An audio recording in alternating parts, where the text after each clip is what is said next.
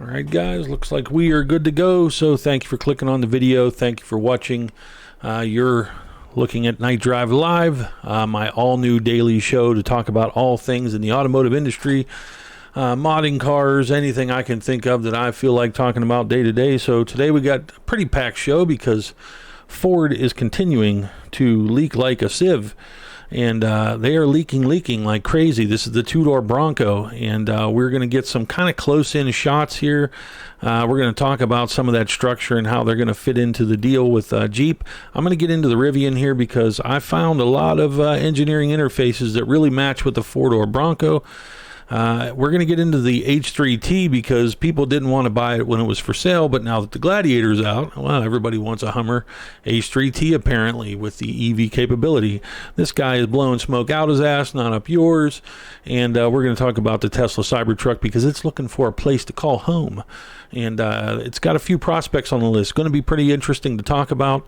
We're going to talk about supply chains and some things with that. We're going to talk about the Czinger. This is Czinger with a C.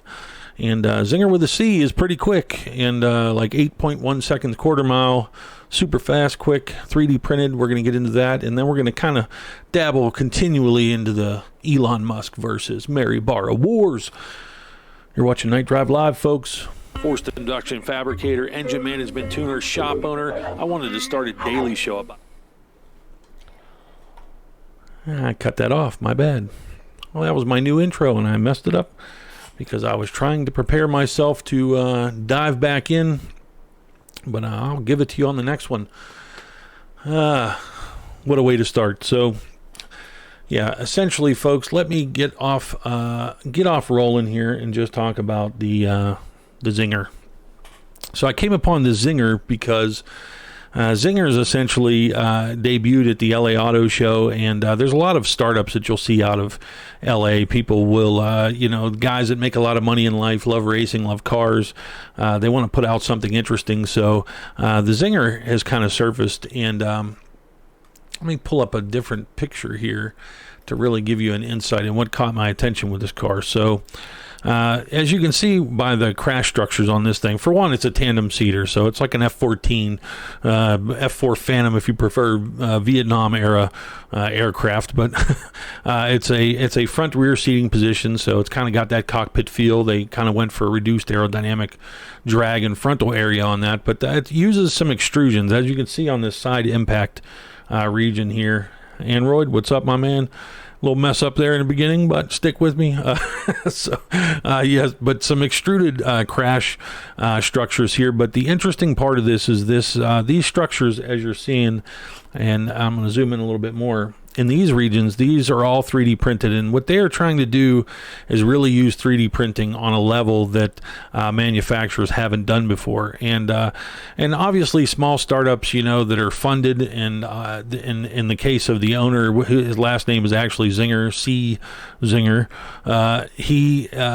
They have the ability to make moves fairly rapidly, make decisions fairly rapidly. And the beauty of this is you can get a car on stage with 3D printing, with rapid prototyping. You can get it up on stage, get it in front of a lot of people, and hopefully find an investor. So, the interesting part of this, and I thought, this is just another startup, because I can tell you, I was at LA Auto Show in 2010, and I could go into my archives. I'll show you. There were 5 Lotuses on stage. There were multiple supercars. I was there with a car from a startup as well.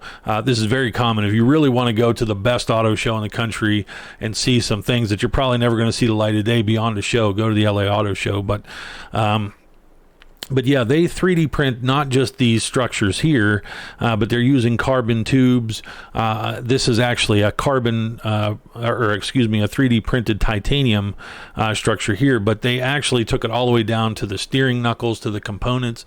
And so they're doing this obviously for mass reduction and things. And usually, a lot of times these companies will kind of develop a rolling prototype, get into things, and then try to license out the technology, or the IP value of the company will go up, the intellectual property value, and then they will either seek further investment or buy out from a company like GM or somebody to just basically take what they've developed, put it in the storage in the file cabinet, and go about their business. But yeah, so the car, I had to say though, it looked pretty interesting to me. And, so I wanted to investigate it a little bit further, and its performance figures are pretty staggering. And interesting looking car. Throw me a comment what you think about it. Obviously, a lot of people were just, coming out. There are new laws that had developed since I was in the business of doing like a low production car. You had to federally crash these cars. You had to put multiple prototypes into offset barriers to get federal, to just get VIN certification and a VIN number.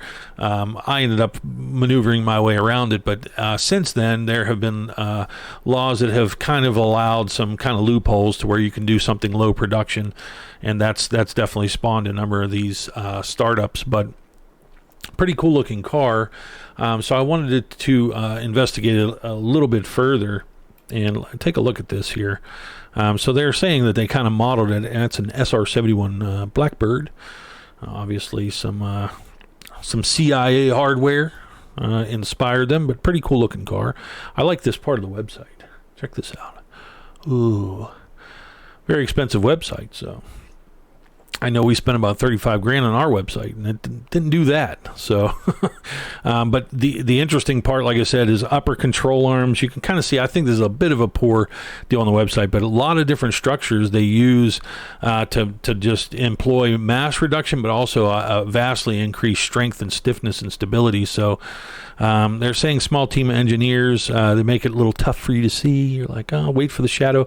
But much like a roll cage, you'll see these nodes that they create, and then carbon tubes are kind of interfacing with them. But no question, 3D printing and technology like this is going to continually not only change the prototyping phase for the mass manufacturers, but it is definitely going to find its way as we're able to, decrease the amount of time it takes. And, when you get into metal, there's going to be some crossing to where 3D printing is cheaper than casting and things like that. We're not there yet, but the powertrain, they're saying it's a true 1-to-1 ratio.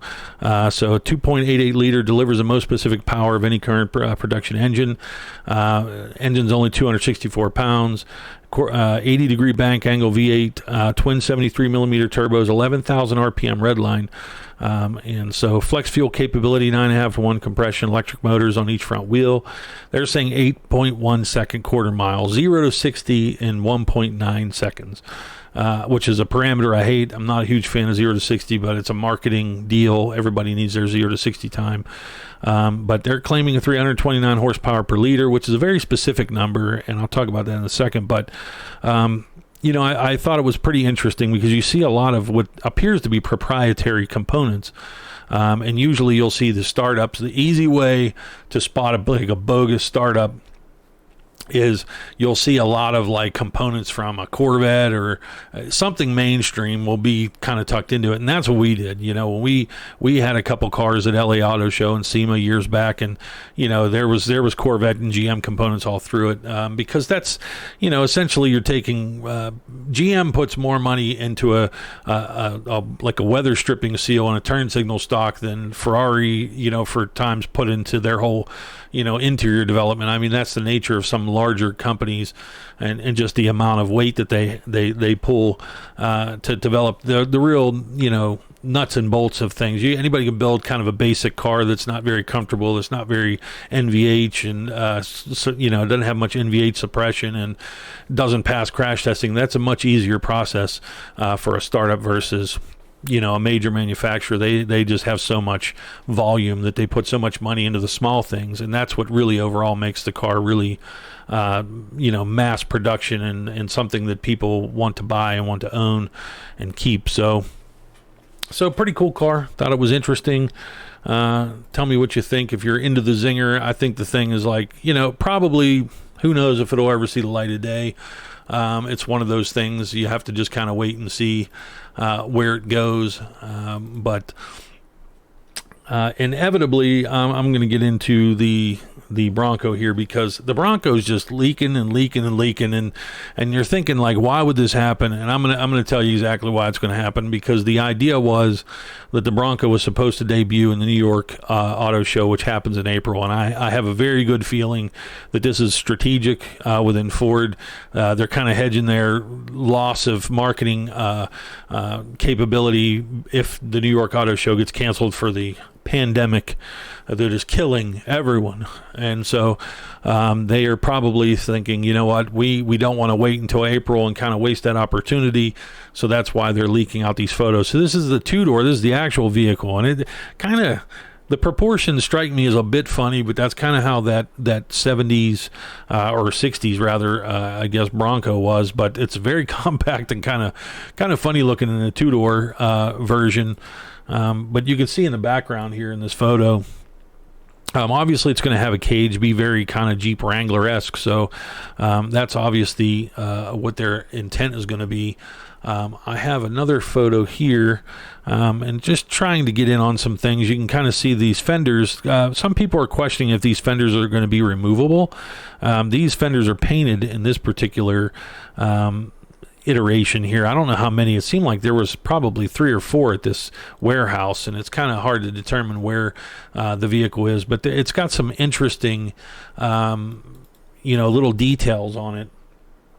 Let me see if I can get, this is kind of a stacked photo, so yeah, we're not going to be able to get that, I don't think, on screen. That's a lot, but you can see on the fender here, kind of interesting. They have mounts. This may be for some type of crossbar assembly, but it's also probably going to be for limb risers, like an attachment point. You can have cables going up to the roof. So if you have limbs off-road, basically it'll hit those cables and kind of come off. And here's a good example of some limb risers right there on a very aggressive looking war machine of a Jeep right there. But that's basically what a limb riser is. So they're definitely thinking the off-road crowd pretty intently. So as I was looking over this vehicle and I'm looking at the details of it, I can't help but I started to think about the Rivian, and I thought, man, this 4-door Bronco definitely looks like the lines and angles kind of meet up with the Rivian, and so that's what I put in the thumbnail. And so as you can see in the thumbnail, I kind of aligned the angles here, but you can the keys I think you should be looking at is look at the front leading edge of the doors in relationship to the fender wells.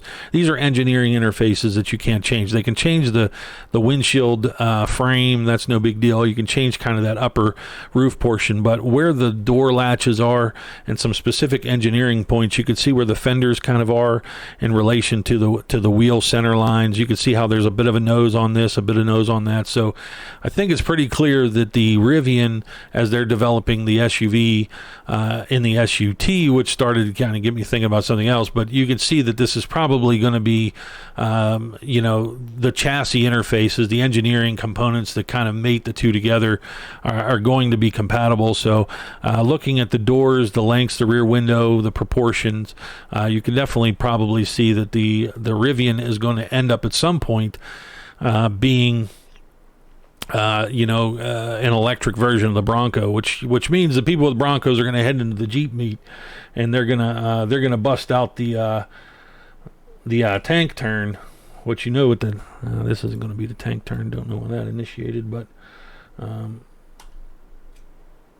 oh boy, we're having missteps today. This is technological missteps, not good. I was going to show you, if you haven't seen a tank turn, this was it.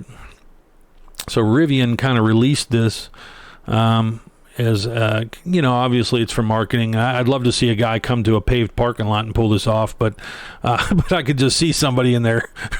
It's kind of ridiculous when you watch it, because you're like, some guy's going to come to the parking lot with his brand new Rivian and sling axles everywhere because it's going to be on pavement, and it's going to be hilarious. But yeah, pretty interesting. Couldn't help but look at this angle here, and I'm watching this tank turn video as I knew I was going to play it on here. And I'm like, you're looking at essentially a kind of a gladiator shape, or an H3T in that instance. So now it makes me think, you know what, are we seeing kind of a preview to the Bronco, kind of also doing a gladiator kind of competitor with the short bed and things like that. So I mean, there's no question. Rivian has just raised another 1.3 billion in funds in December, and Ford and Amazon are already heavily invested in them. But what's the cost of the Rivian?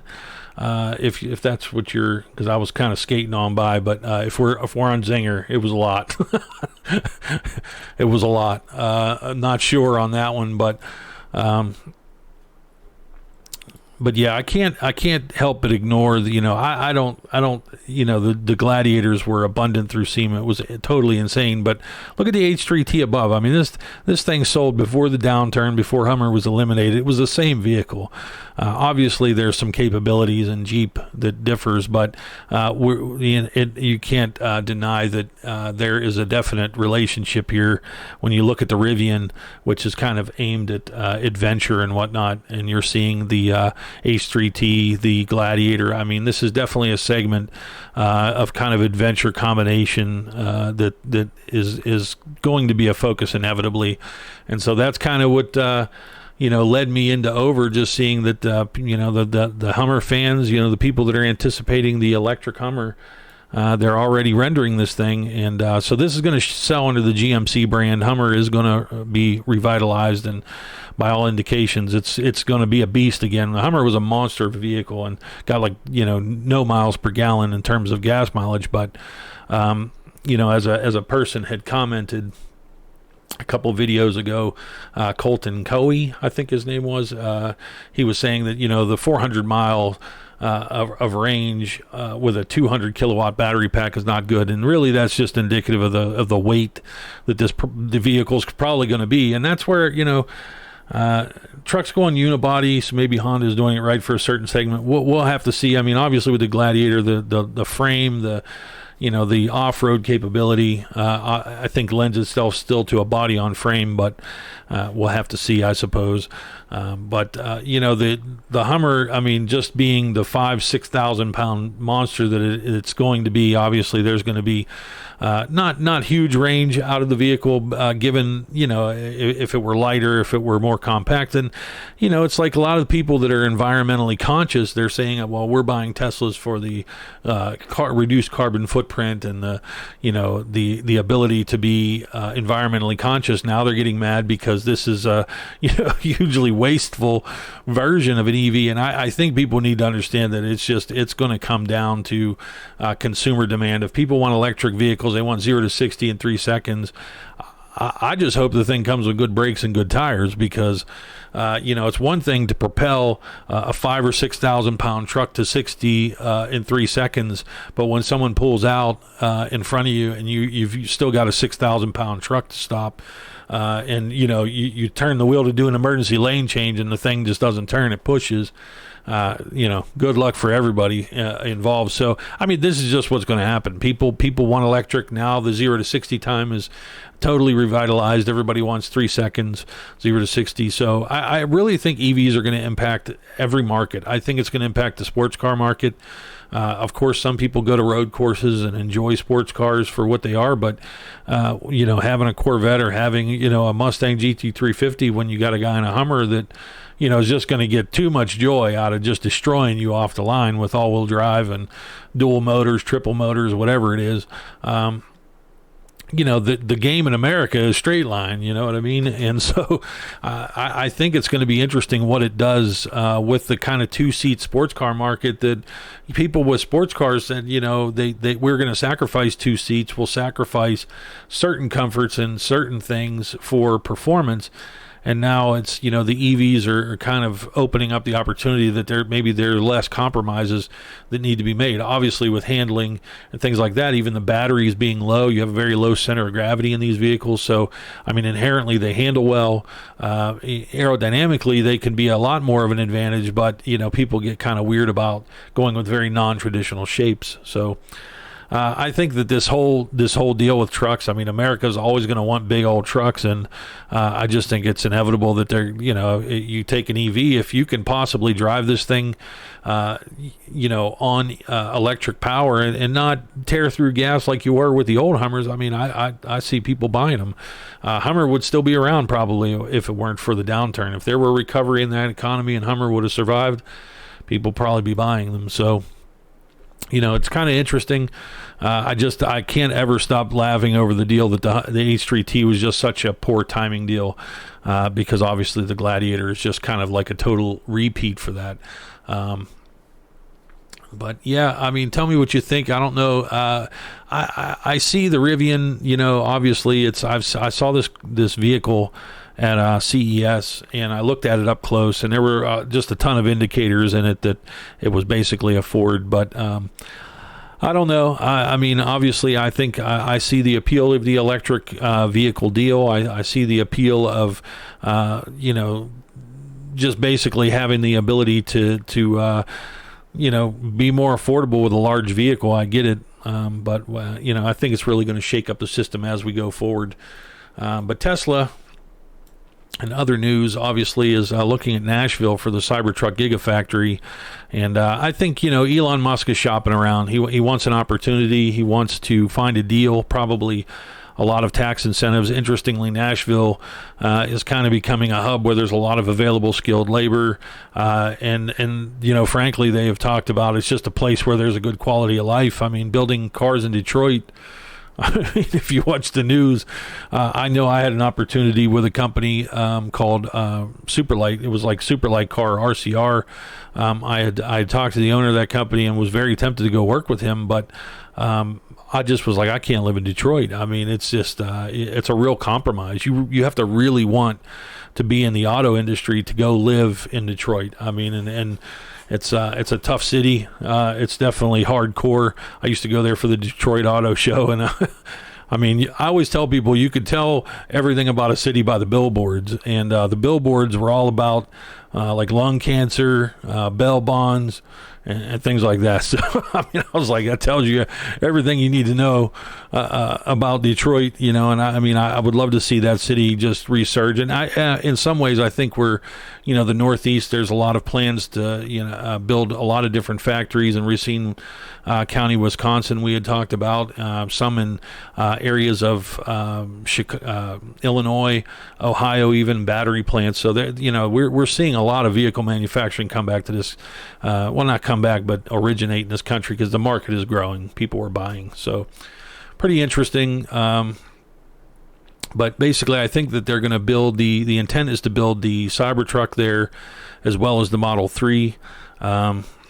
So we'll see what happens. But I know that Elon said that he had put some priority on the Cybertruck over the Semi, because I think that Rivian, GM, there's a lot of push here to jump into this market. I think they all the big manufacturers waited.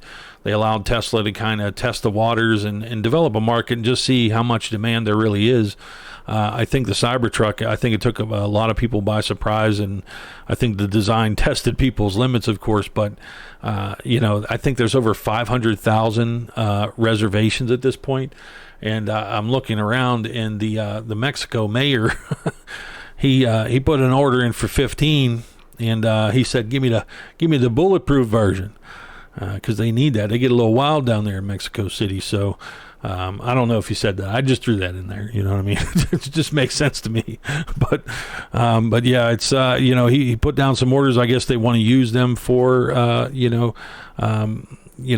haul water pipes, garbage trailers is the example that they used. So, he put in orders for 15. They say that there's 500,000 pre-orders at this point for the Cybertruck. So I think that I've seen people on the forum saying, if you could put down $25,000 at this point, would you? For the sake of being able to get your Cybertruck early. So, I mean, the people definitely want it. They want it for the design. They want it to say they have it.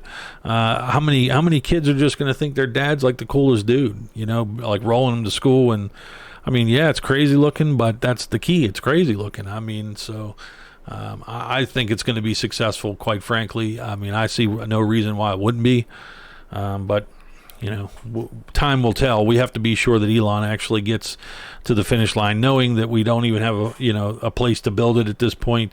It's the idea is a mid 2021 release, so that may be eager at this point. But they have developed a lot of the technology, and the beauty of the EVs is that you just can spread so much of that engineering across so many different platforms. There is a simplicity that comes with the battery packaging and the motors and things like that. So I believe Ford has developed the Mustang Mach-E internally, their electric 150 internally, but obviously they're going to work with Rivian on some of these platforms. But it's just going to be very interesting to see this market grow and see where it's going to take everything, because we look at gas stations and how that infrastructure has been built around the fact that you need these big tanks in the ground, and obviously that's what dictated that business.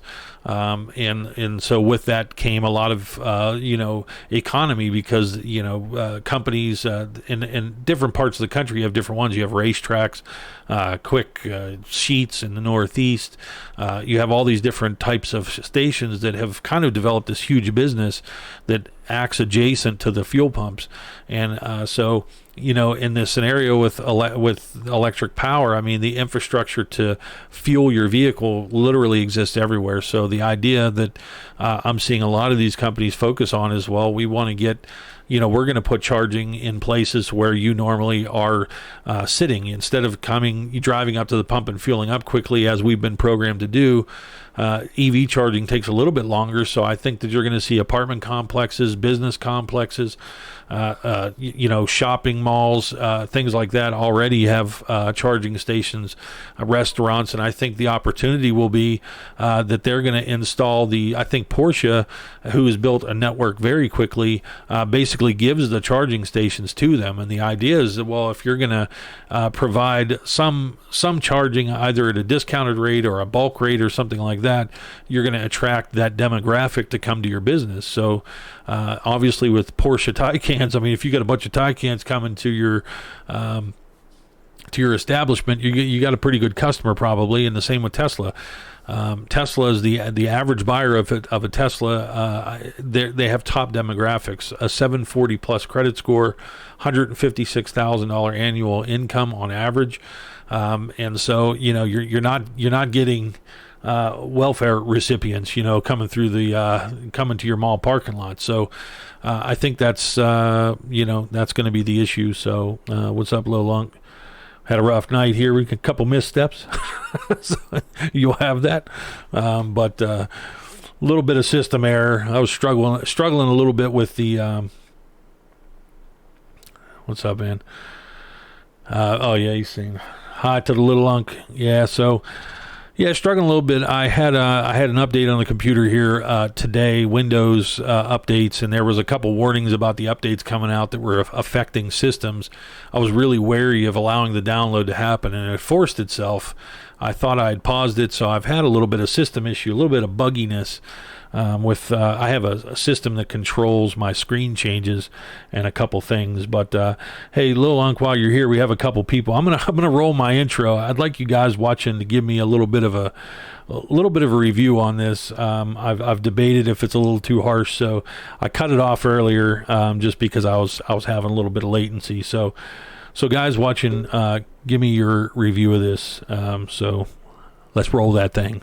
Forced induction fabricator, engine management tuner, shop owner. I wanted to start a daily show about everything automotive. You're watching Night Drive Live.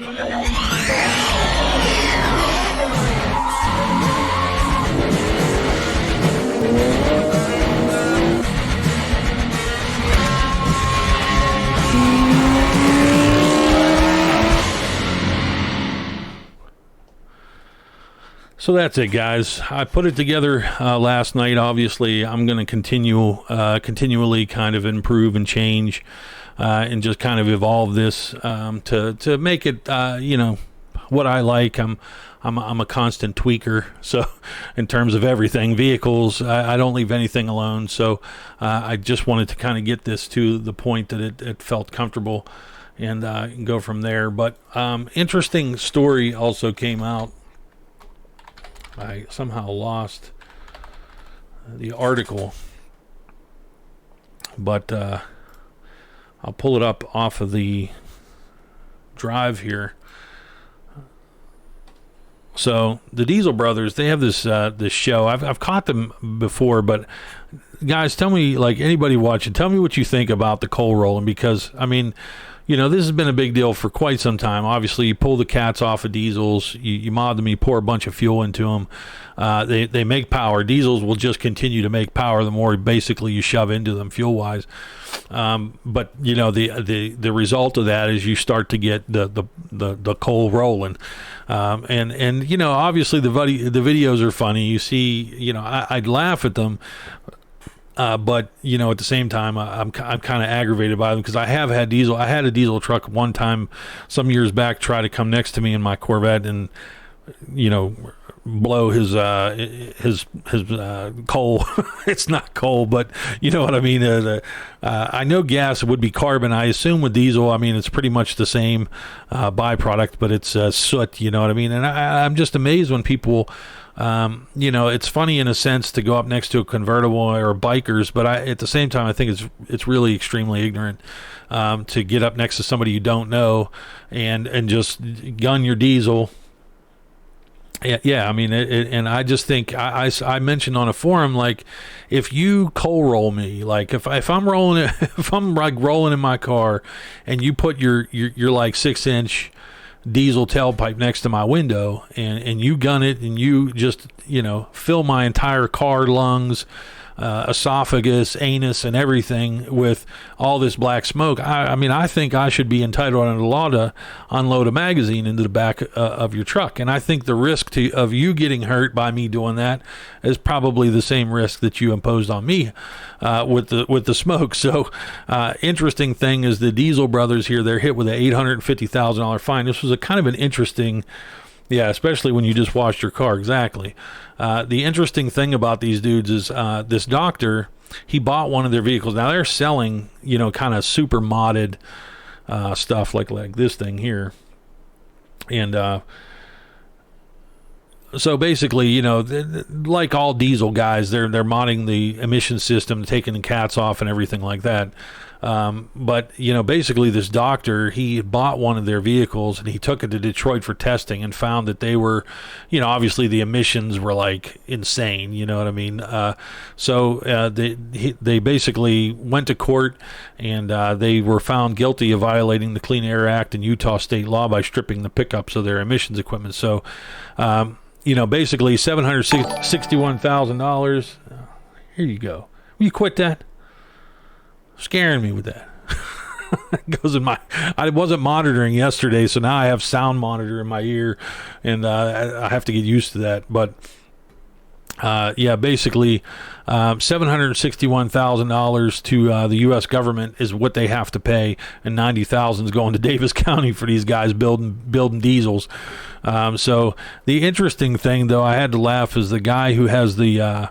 One of the guys on the show, he said he was disappointed that the more money wasn't going to Utah, because he's very concerned with the clean air of Utah because he lives there. So kind of a interesting contradictory type of statement. But you know, diesel's definitely, I mean, cool stuff. I mean, I don't know about the coal rolling situation.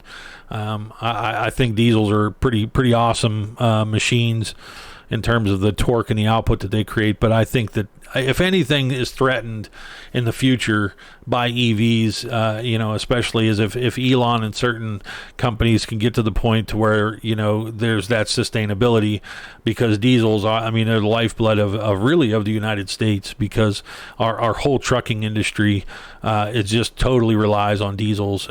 You know, interestingly, a lot of people think trains are diesel, but trains are diesel electric. Obviously the diesels run generators and electric motors power the rollers. They've been that way since the 50s. So you know, it's essentially, I think that's the, you know, that's all I talk about. There's so much upset to happen here in terms of how EVs can disrupt so many different markets and change so many different things. If Elon can truly create this semi, that I think at first it's only going to be kind of like the local route type of situation, but I mean, inevitably, I don't see the downside. Some of these trucks, I mean, they show how much faster they accelerate with a load. You know, 80,000 or 100,000 pound load, and the thing can go 0 to 60 still in like 7 or 8 seconds. I mean, that's crazy. You know what I mean? So.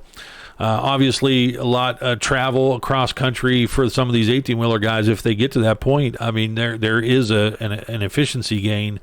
Or if they do have to stop and charge and things like that, I mean, I think they can incorporate it. These commercial drivers, they have limitations on how long they can drive per day, things like that. But I mean, if your average speed over 2,500 miles even goes up, a few miles per hour on average over that many miles, I mean, you can compensate for those hold times charging. So it's going to be interesting. But yeah, these guys were fined huge.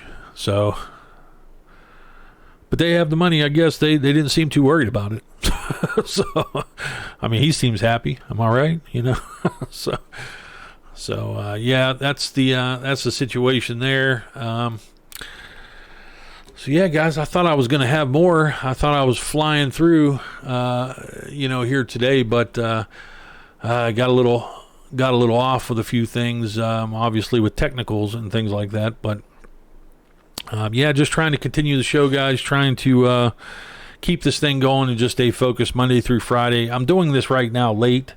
I've been doing it at 7, 8 o'clock, 8:05. I started this one. The inevitable goal, I think, is to do this in the morning and do it for 2 hours each day, and maybe do a night show on a Saturday or Sunday or something like that. I just really haven't decided.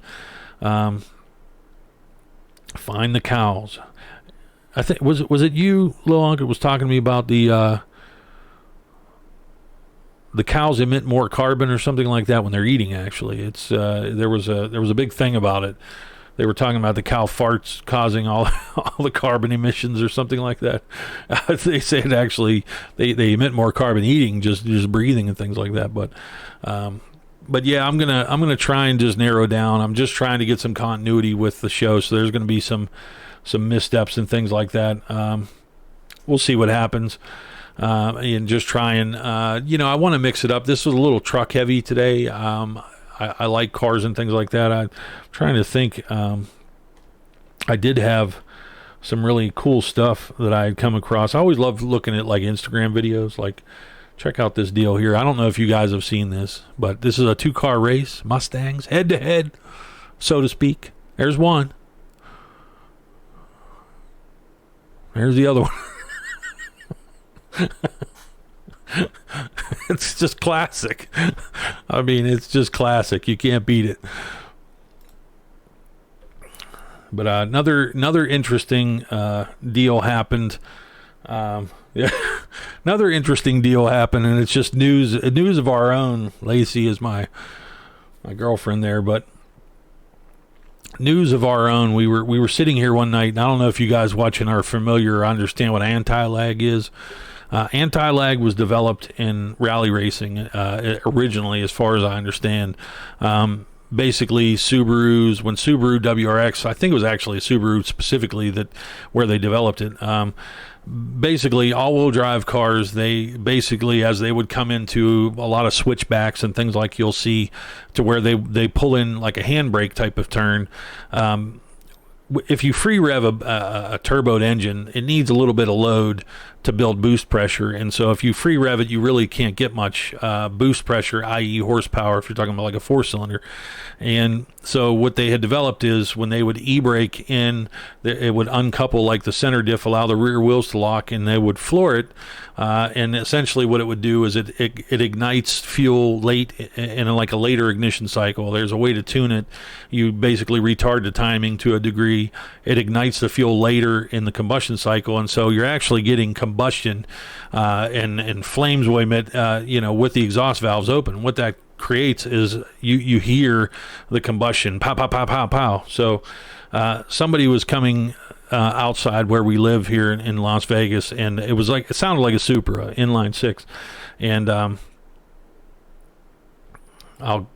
so it sounded like an inline 6. Sorry, I was looking at the comment, but basically sounded like an inline six Supra, but one of the best anti-lags I've literally ever heard. And the forums like blew up. Like people were thinking there was like an active shooter, like all. Oh, I'm probably going to get pinged from YouTube, but yeah, they were basically up in arms. And so check out that. This is a good example if you've never seen anti-lag before. Hold on, let me get the audio here. Let me start it over here.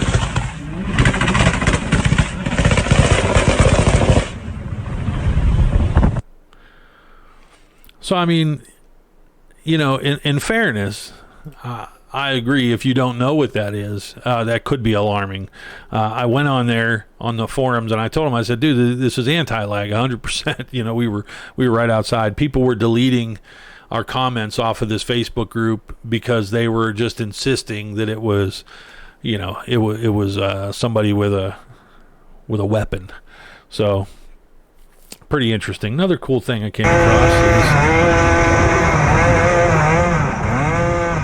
is this here. I mean, come on. Can't lie, it looks like good entertainment, but yeah, that's what I'm saying. But another thing, you know, they're talking about, I don't know if you follow racing or whatnot, but the Sebring, 12 hours of Sebring happens in Florida. Great race that I love with the Corvettes and everything. Talking about canceling it because of the pandemic that is killing the world. But I came across just a great video, and it's a great throwback to Corvette. You're in a Ford GT in this video here. This is the C7R and the BMW M8.